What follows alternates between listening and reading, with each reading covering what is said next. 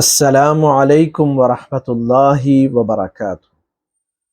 ناظرین محترم، استقبال ہے آپ کا، خیر مقدم ہے امداد ایجوکیشن اینڈ ویلفیئر سوسائٹی کے اس خاص پروگرام دینی تعلیم سب کے لیے۔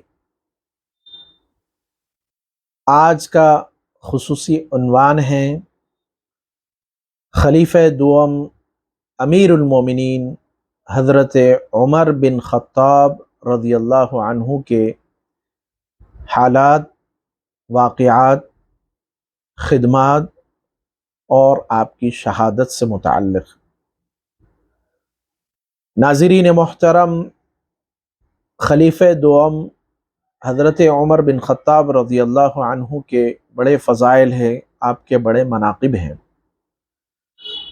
چنانچہ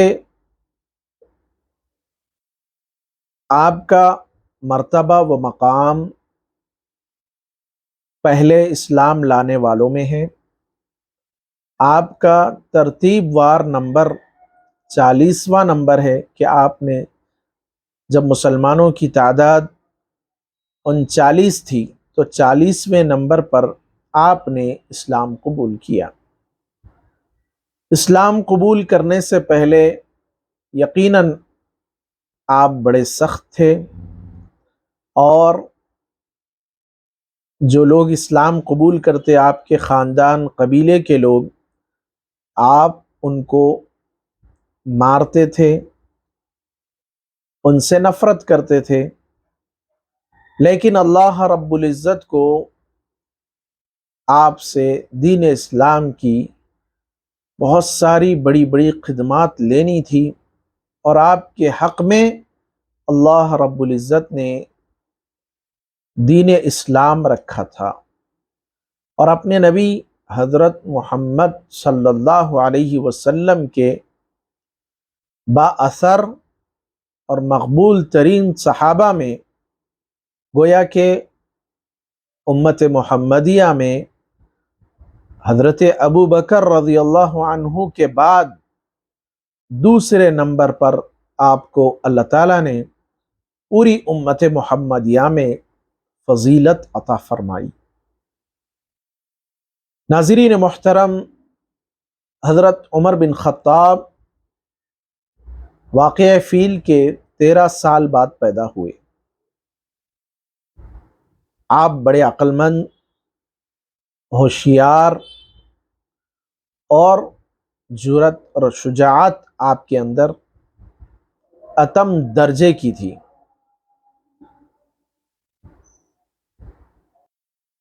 الغرض، آپ کی ایک باندی نے اسلام قبول کیا۔ جب آپ کو پتہ چلا تو آپ نے اس کو بھی مارا، اور اس قدر مارا کہ تھک گئے، اور آپ نے کہا کہ ابھی میں تھوڑی دیر آرام کر کے واپس آتا ہوں، پھر تم کو مارتا ہوں۔ اس کے بعد مختلف طریقوں سے آپ نے اہل اسلام کو پریشان کیا، لیکن ایک ایسا موقع بھی آیا کہ اللہ کے نبی صلی اللہ علیہ وسلم نے مکے کی 2 با اثر شخصیات کے متعلق اللہ رب العزت کی بارگاہ میں دعا فرمائی۔ ان میں سے ایک حضرت عمر بن خطاب تھے، دوسرا نام جو ہے وہ ابو جہل کا ہے۔ اللہ رب العزت نے عمر بن خطاب کے حق میں نبی کریم صلی اللہ علیہ وسلم کی دعا کو قبول فرمایا، قبولیت کا درجہ عطا فرمایا۔ اس لیے سارے صحابہ مرید مصطفیٰ ہے، لیکن حضرت عمر بن خطاب کی شان یہ ہے کہ وہ مراد مصطفیٰ ہے، کہ ان کو اللہ کے نبی صلی اللہ علیہ وسلم نے اللہ رب العزت سے مانگا اسلام کی سربلندی کے لیے، اسلام کی شان و شوکت کے لیے۔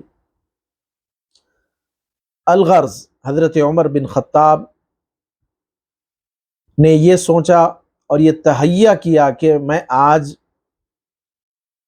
نعوذ باللہ محمد ابن عبداللہ کو قتل کر دوں گا، اور اسی ارادے سے وہ ننگی تلوار لے کر نکلے۔ راستے میں ان کے رشتہ دار جو ایک صحابی تھے، انہوں نے بھی اسلام قبول کر لیا تھا۔ وہ ملے اور انہوں نے کہا اے عمر کدھر کا ارادہ ہے؟ عمر نے کہا کہ آج محمد ابن عبداللہ کا کام تمام کرنے جا رہا ہوں۔ تو ان صحابی نے کہا کہ پہلے اپنے گھر کی تو خبر لو کہ آپ کی بہن اور بہن بھائی نے اسلام قبول کر لیا۔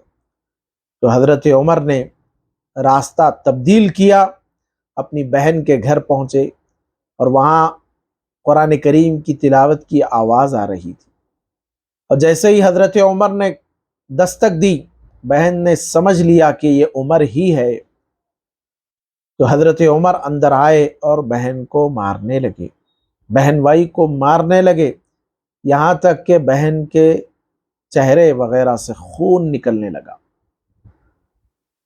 اپنا ہی خون تھا، دیکھ کر حضرت عمر کے اندر تھوڑی سی ندامت ہوئی، اور وہ یہ کہنے پر مجبور ہو گئے کہ اچھا بتاؤ تم کیا پڑھ رہے ہو؟ تو حضرت عمر کو پاک ہونے کے بعد، صاف ہونے کے بعد، ان کو وہ اوراق دکھائے گئے جہاں پر سورہ طٰہٰ کی ابتدائی آیتیں تھیں، اور پھر وہ پڑھ کر ان کے دل میں اللہ رب العزت کی خشیت، اللہ کا خوف، اللہ کی عظمت ان کے دل میں بیٹھ گئی، اور پھر وہ اسی طریقے سے ننگی تلوار لے کر دار ارقم کی طرف رواں دواں ہوئے، جہاں پر مسلمان اللہ کے نبی صلی اللہ علیہ وسلم کے ساتھ دین اسلام سیکھ رہے تھے۔ جب وہاں دستک دی تو حضرت حمزہ نے کہا کہ کون ہے؟ حضرت عمر نے کہا میں عمر ہوں۔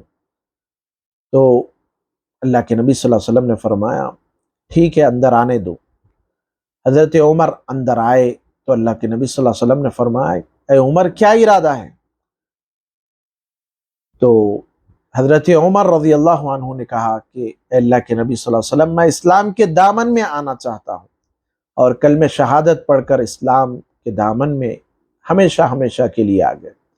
اس وقت صحابہ نے تکبیر بلند کی، اللہ اکبر کا نعرہ بلند کیا، جس کی صدائیں مکے کی وادیوں میں پہنچ گئی، اور پھر حضرت عمر رضی اللہ عنہ کی معیت میں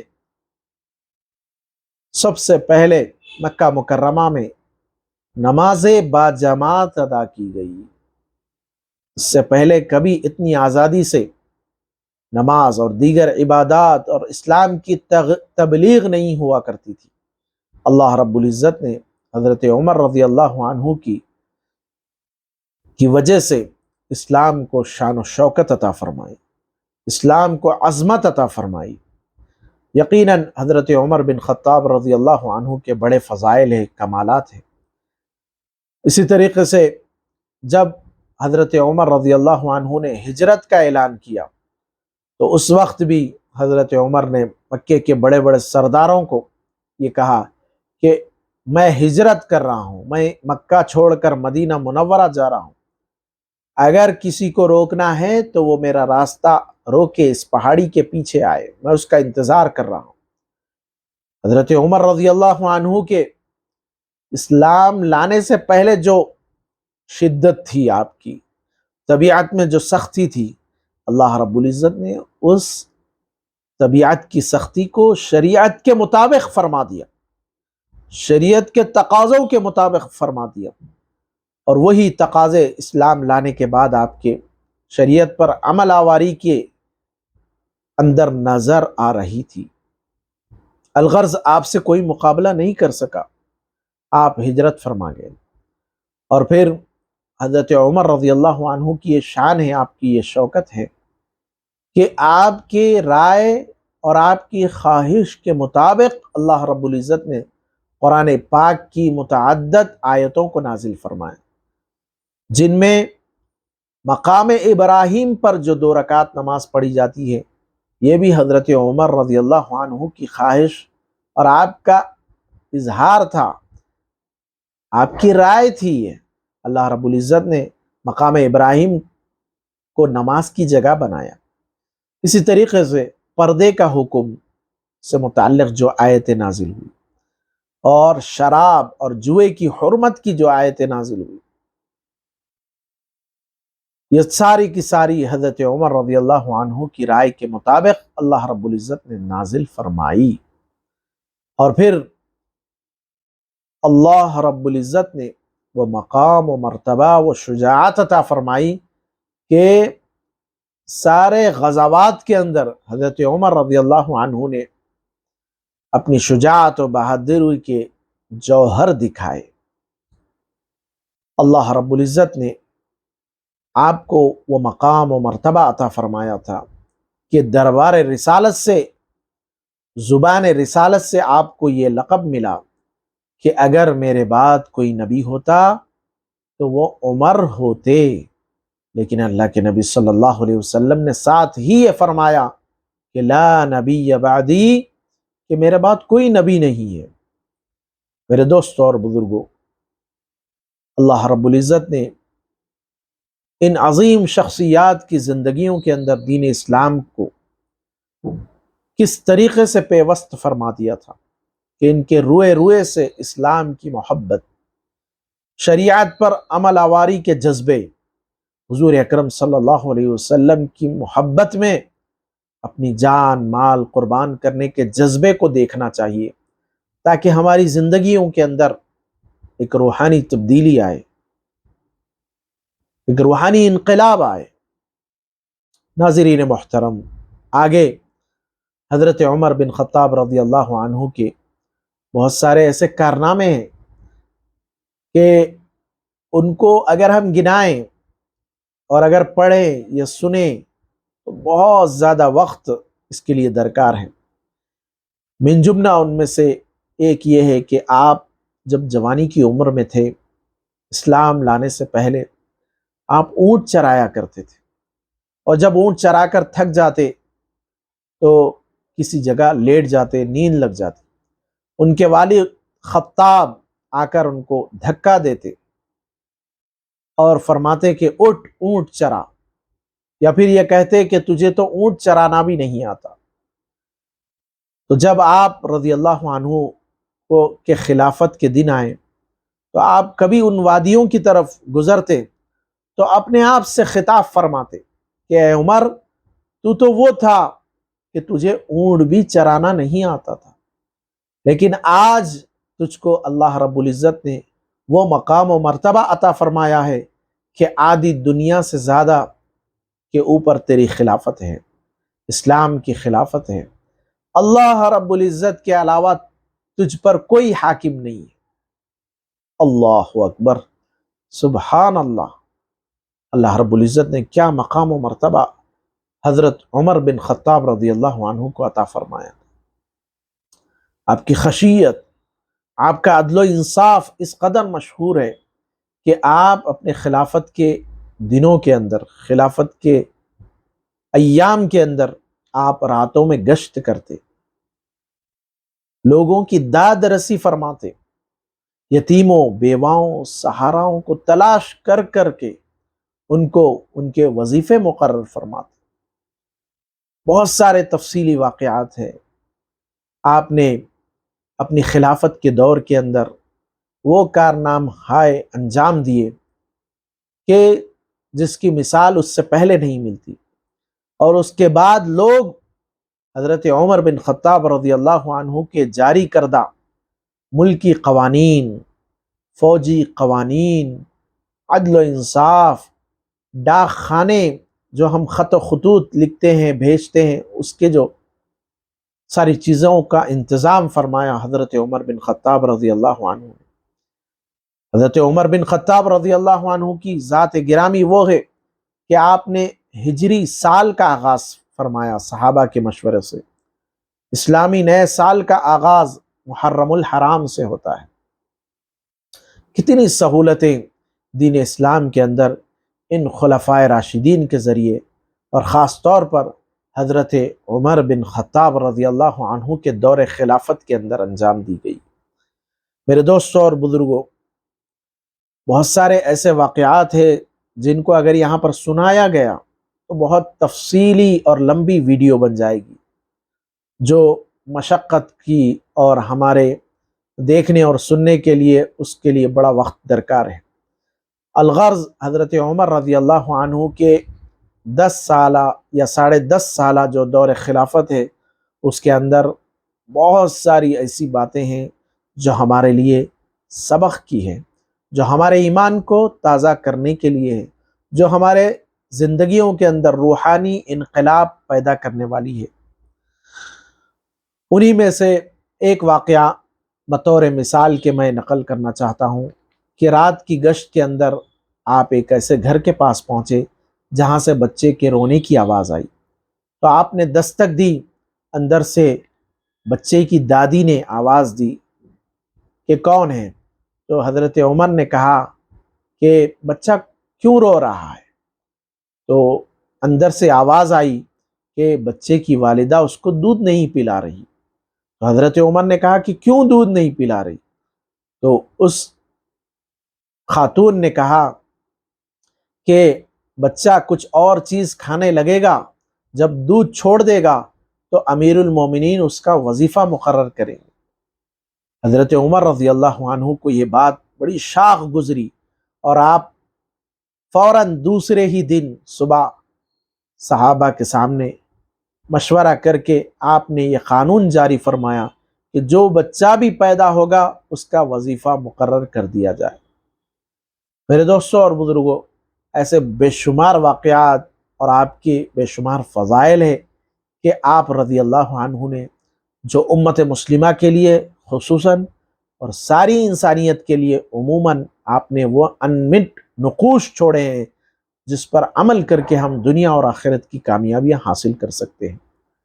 الغرض آپ نے بہت سارے شہر آباد کیے، بصرہ، کوفہ، بغداد اور ایسے ہی بہت سارے شہروں اور تحصیل بنائے، وہاں فوجی چھاونیوں کا قیام فرمایا، فوجیوں کے لیے جو جہاد میں جاتے تھے ان کے لیے وظیفے مقرر کیے گئے، اور اسی طریقے سے مساجد کی تعمیر کا ایک سلسلہ آپ نے شروع فرمایا، اور اسی طریقے سے آپ کی دور خلافت کے اندر بہت سارے ایسے گورنرز منتخب ہوئے جن کی باس پرس کی گئی، اور قاضی مقرر ہوئے، اور ایک موقع ایسا بھی آیا کہ آپ کے عدل و انصاف کا کہ آپ نے جس قاضی کو مقرر کیا اسی قاضی کی عدالت میں آپ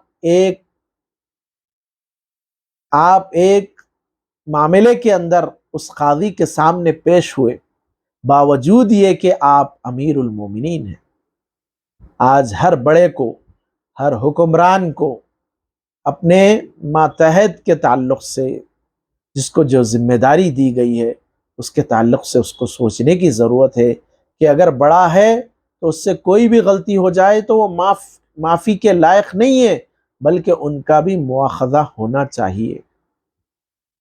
میرے دوستوں اور بزرگوں، آج اونچ نیچ کا ماحول ہے، کوئی بڑا ہے کوئی ظلم کر دے تو وہ معاف ہو جائے گا، وہ پیسوں کے لالچ میں معاف ہو جائے گا، وہ عہدوں کے لالچ میں معاف ہو جائے گا۔